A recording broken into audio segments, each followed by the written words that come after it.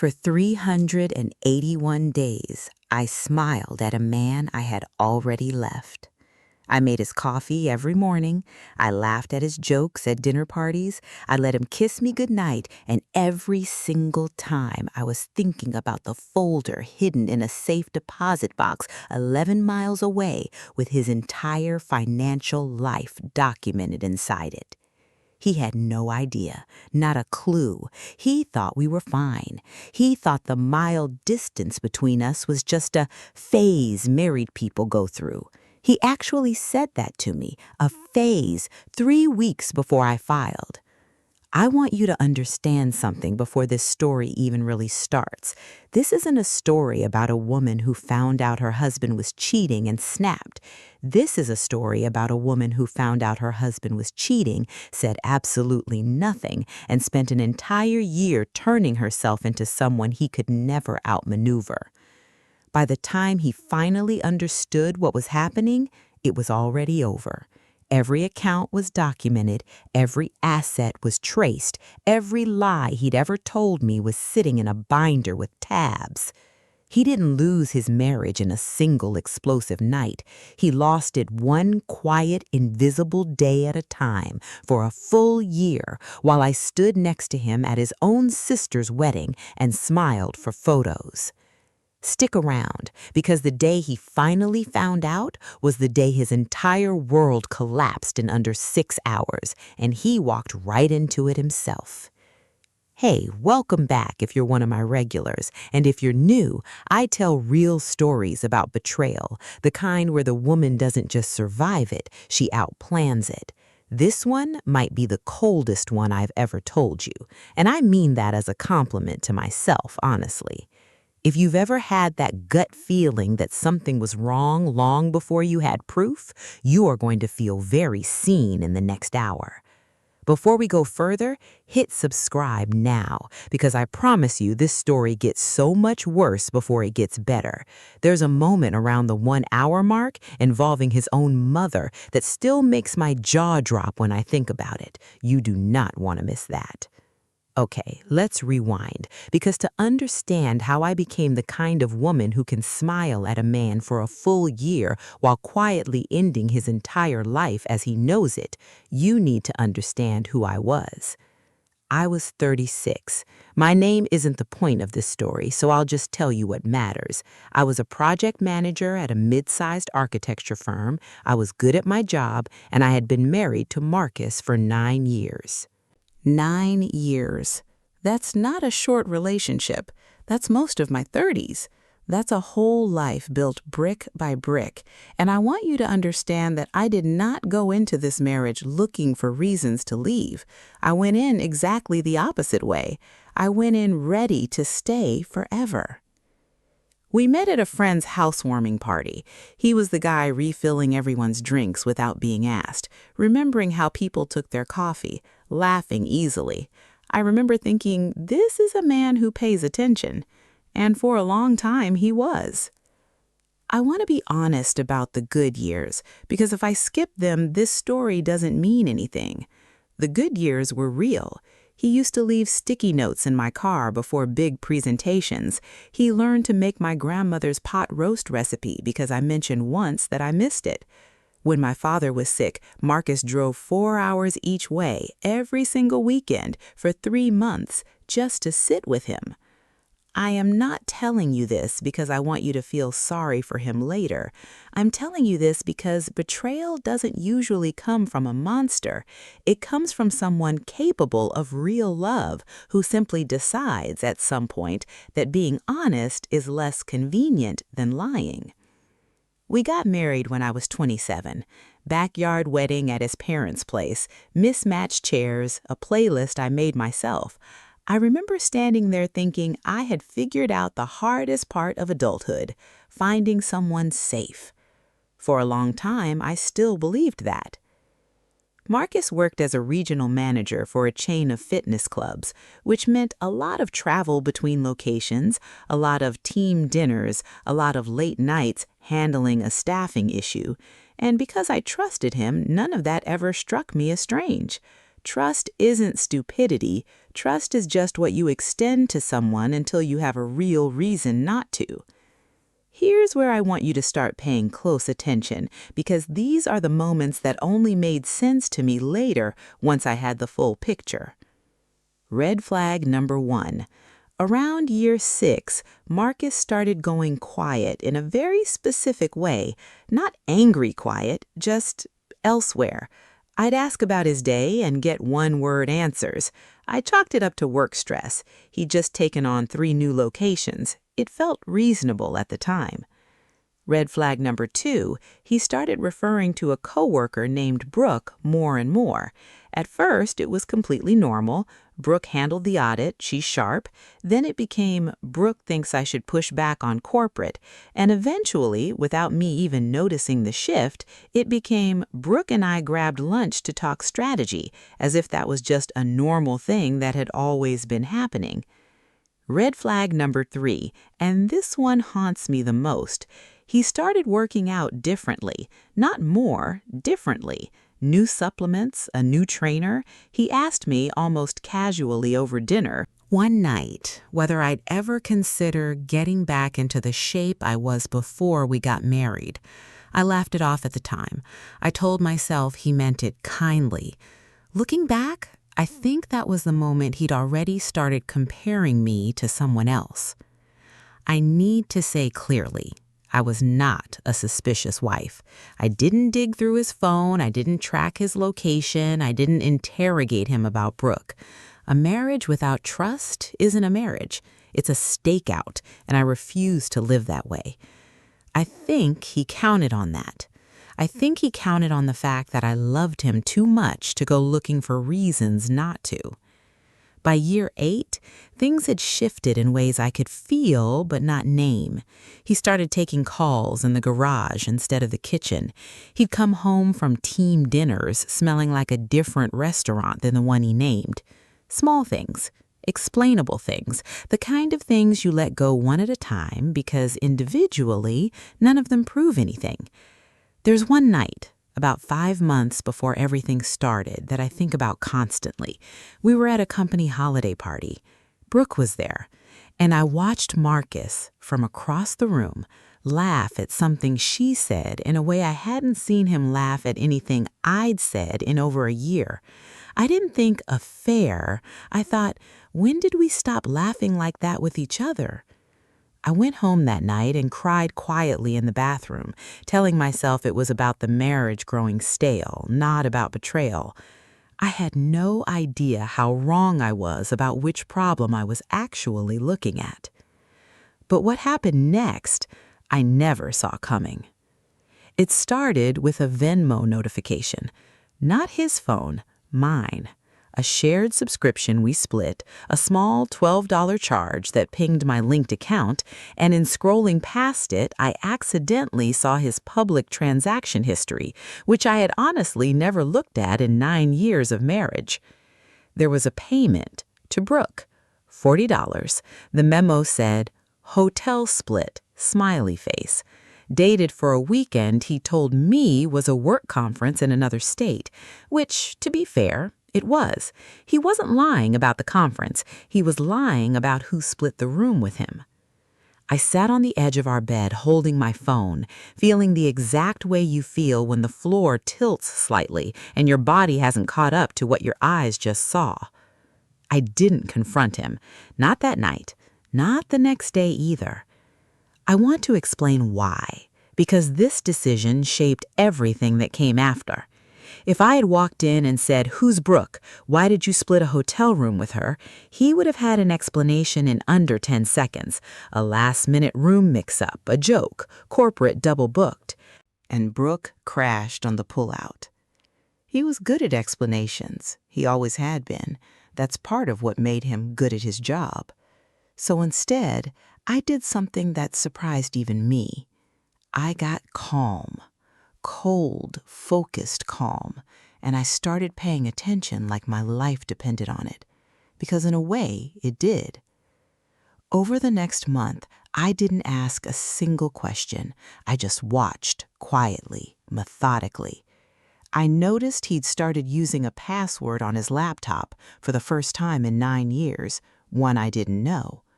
I noticed a gin bag that came home from conferences smelling like a specific perfume that wasn't mine.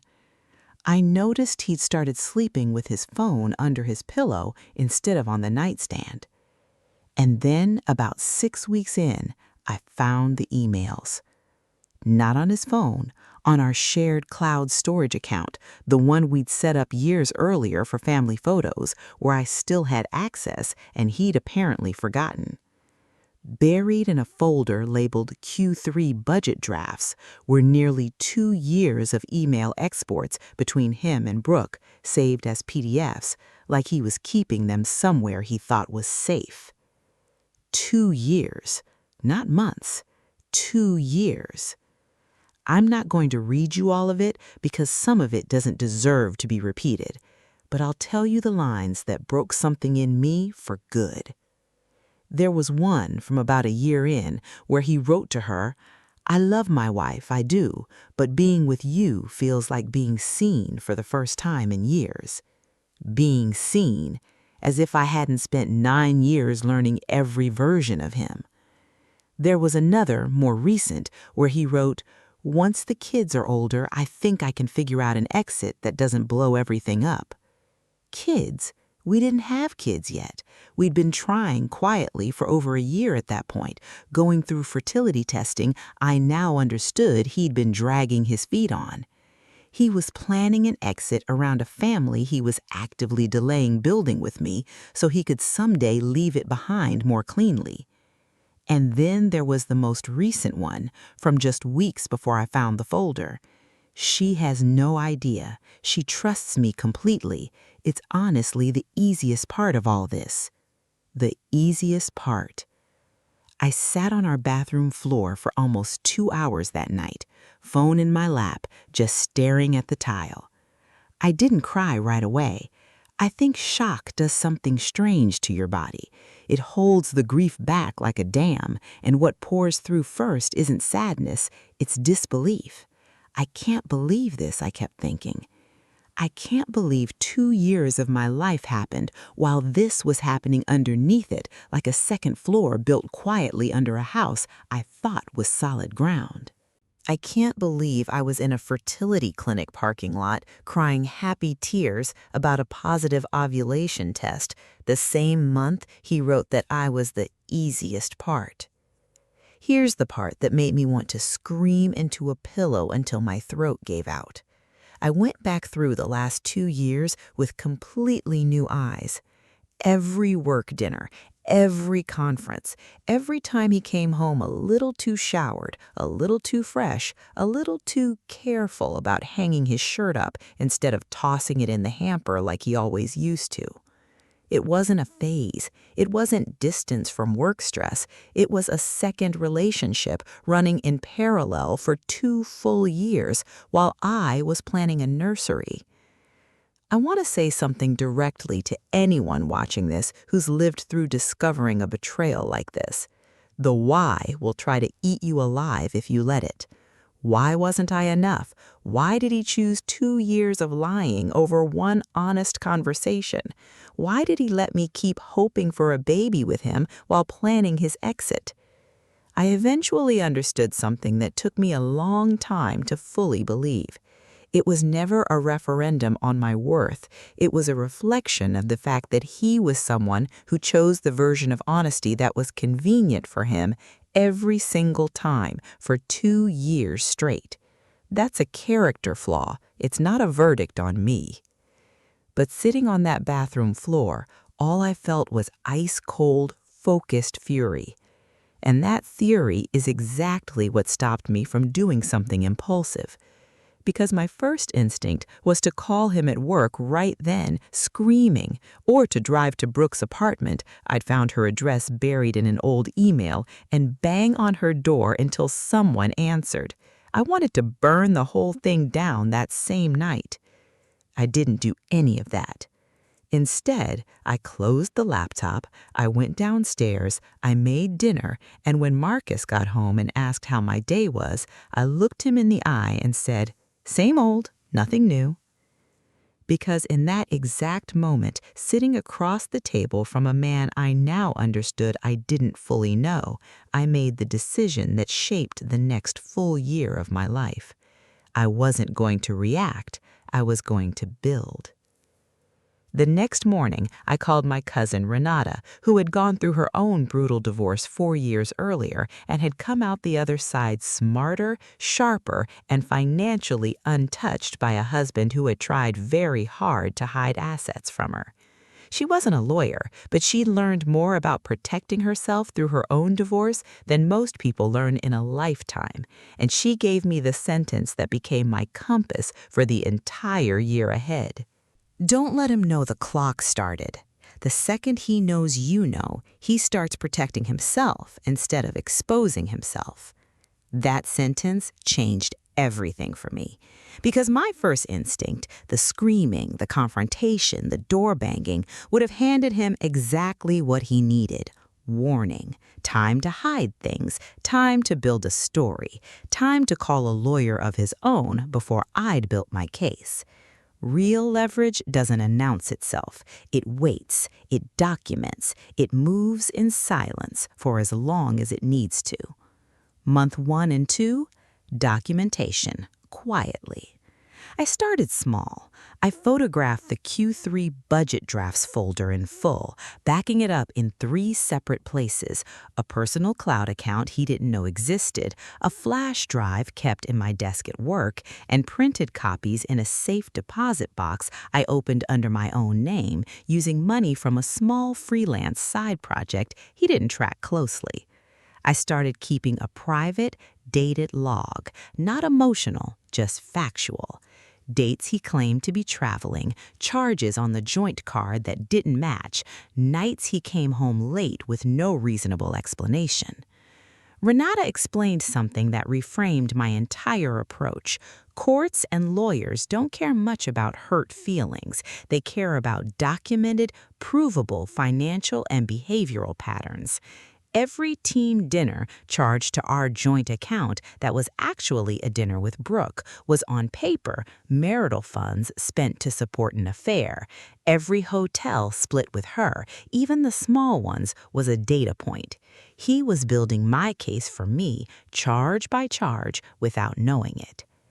Month 3, finding my own lawyer, quietly. I consulted with a divorce attorney under a fake first appointment excuse. I told the front desk I was exploring options, paid in cash, and made sure the appointment never showed up on any shared calendar or joint bank statement. Her name was Denise, and she specialized in cases involving hidden assets and long-term infidelity. The first thing she told me was almost identical to what Renata had said. The person who moves first, quietly, almost always wins. The person who reacts loudly almost always loses ground. Month 4 through 6, financial forensics. This part took real time, and I want you to understand why. Marcus handled our investments. I deferred to him on that early in the marriage, back when I trusted him completely, which in hindsight was probably the single riskiest decision I ever made.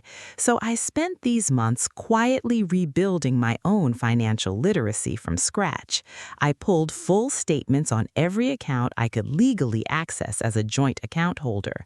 I found a secondary brokerage account he'd opened 18 months earlier that I had never been told about, funded partly with what looked like bonus income he'd never mentioned receiving. Month 7, the twist I didn't see coming. This is the part that even Denise shocked when I brought it to her. While digging through old tax documents for our financial picture, I discovered that Marcus had listed himself as single head of household on an amended tax filing 2 years earlier, the same year the affair started, a filing I had never seen, never signed, and never even knew existed. He'd apparently found a workaround using a side freelance consulting fee structure to file separately from our joint return without me ever noticing, likely to keep certain funds harder to trace to shared marital assets. That's not just infidelity anymore. That's financial concealment, potentially tax fraud. and definitely something no honest spouse does by accident. I remember sitting at my kitchen table with that document, feeling less shocked than I expected. By month 7, very little about him could shock me anymore. I just felt one thing clearly. Good. Now I have something undeniable. Month 8, protecting what was mine. I began quietly separating my own finances in ways that were completely legal, redirecting a portion of my own salary into an account solely in my name, something any spouse is entitled to do with their own earned income. I also started keeping meticulous records of my own family inheritance, a modest sum from my grandmother that I had, years earlier on Renata's advice, kept in an account under my name only. That decision, made for boring, practical reasons back when I still fully trusted him, ended up protecting a piece of my future he never even knew to look for. Months 9 and 10, allies and near misses. I brought exactly 2 people into the full picture, Renata and my best friend Priya, who worked in HR and helped me understand, hypothetically at first, how workplace policies around interoffice relationships typically worked, since Brooke was Marcus's direct report on at least 2 ongoing projects. I told no one. Not my mother, not our mutual friends, not a single person who might, even by accident, let something slip. There was one near miss around month 9 that still makes my stomach drop. I'd left my laptop open on the kitchen counter with Denise's case file visible, and Marcus walked in early from a half day. I had maybe 15 seconds of warning from hearing his key in the door. I slammed the laptop shut so fast I nearly knocked over my coffee, and by the time he rounded the corner, I was standing at the sink pretending to rinse a mug. "Everything okay?" he asked. "You seem jumpy lately." "Just tired," I said. "Work's been a lot." He believed me instantly, because for 9 years he'd never once had a reason to think I was capable of quietly outplanning him. Month 11 and 12, timing the strike. Denise and I finalized the plan. I would file for divorce on a Thursday, with service scheduled for the following Monday morning, timed specifically so the court's automatic financial restraining provisions would freeze our joint and secondary accounts before he had any real window to move funds, especially out of that undisclosed brokerage account I now had fully documented. Separately, once the divorce was filed, Priya had confirmed, again only in general policy terms, nothing that compromised her professionally, that a documented pattern of a manager engaging in a relationship with a direct report, especially one involving travel expense irregularities, was something most HR departments treated extremely seriously once formally raised through proper channels. I wasn't planning to weaponize that out of cruelty. I was planning to simply stop shielding him from a consequence that had always existed the moment it became relevant.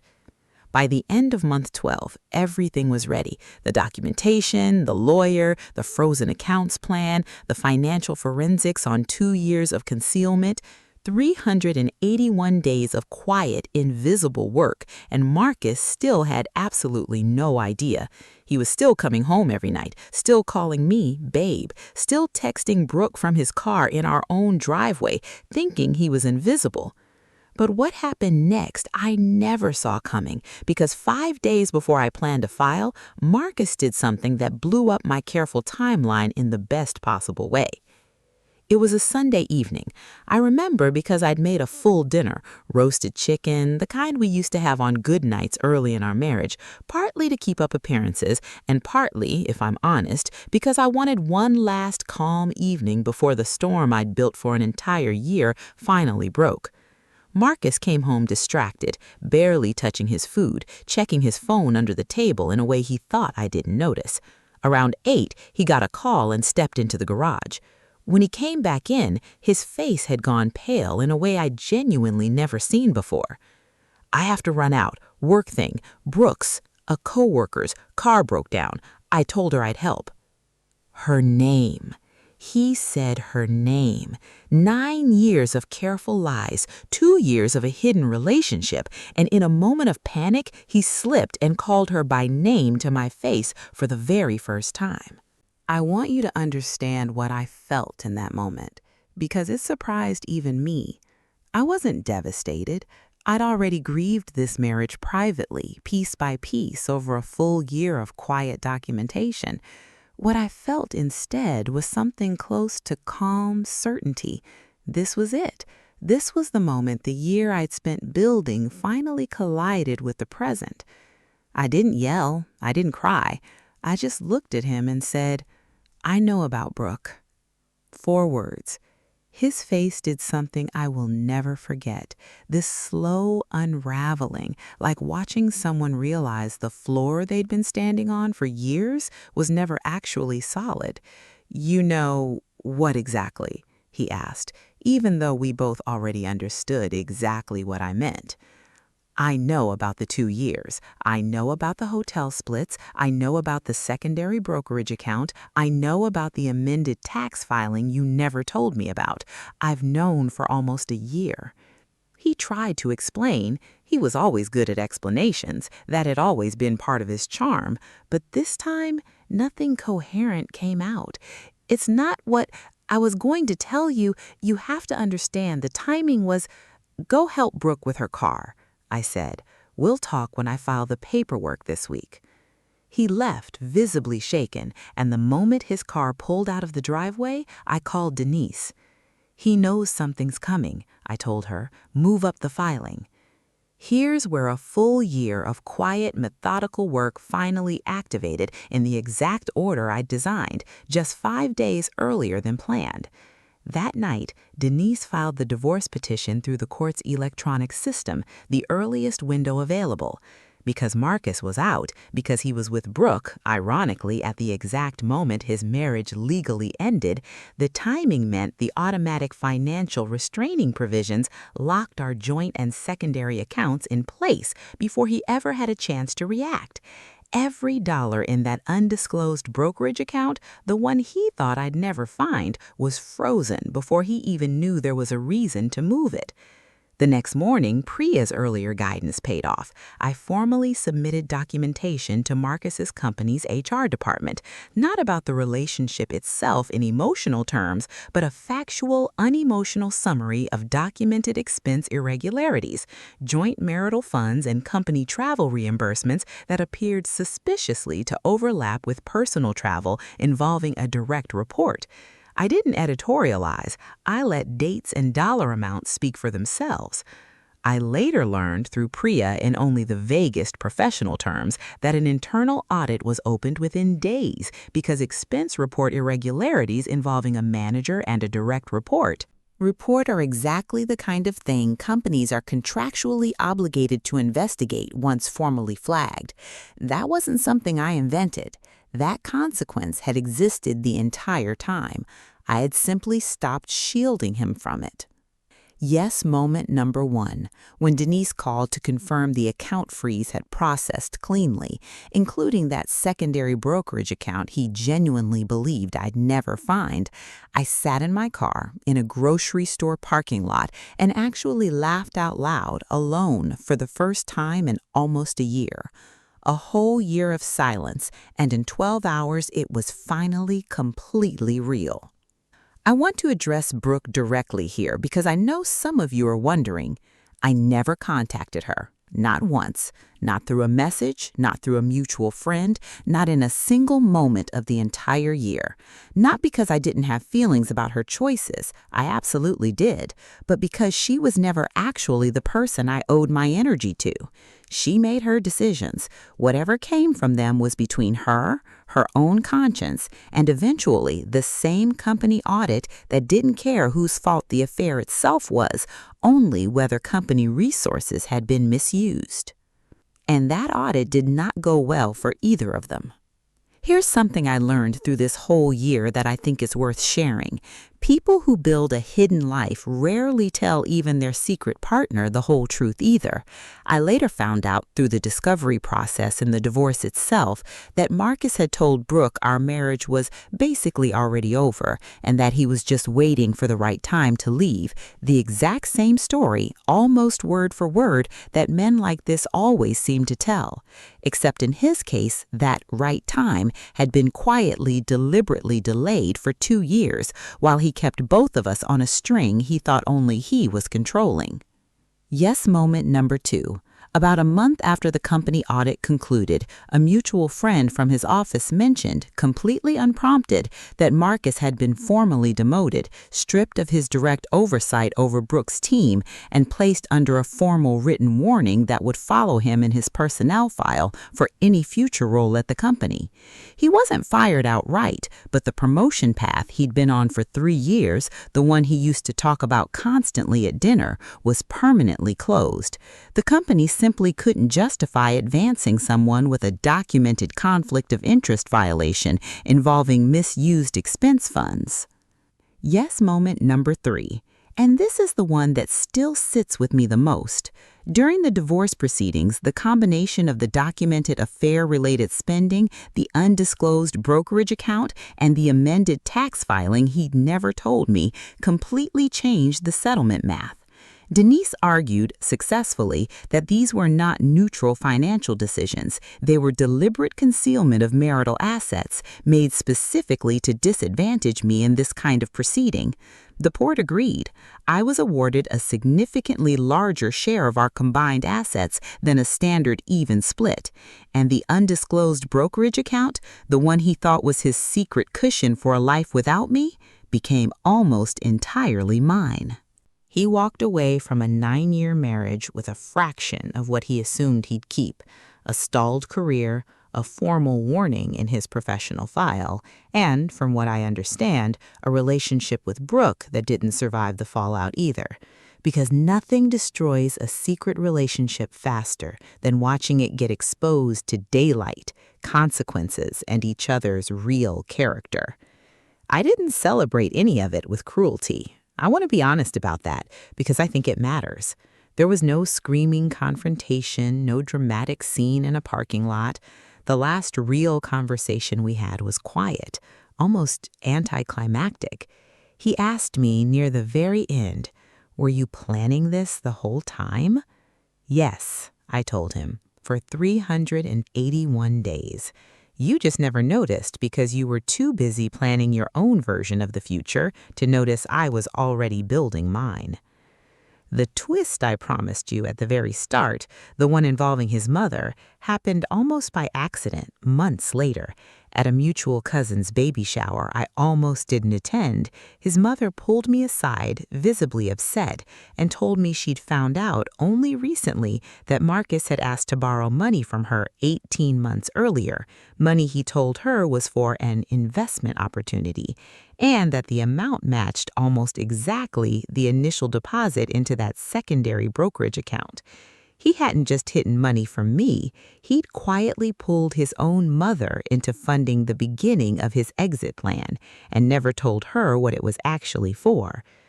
Even the people who loved him unconditionally had been managed, a little, by the same careful dishonesty he'd used on me.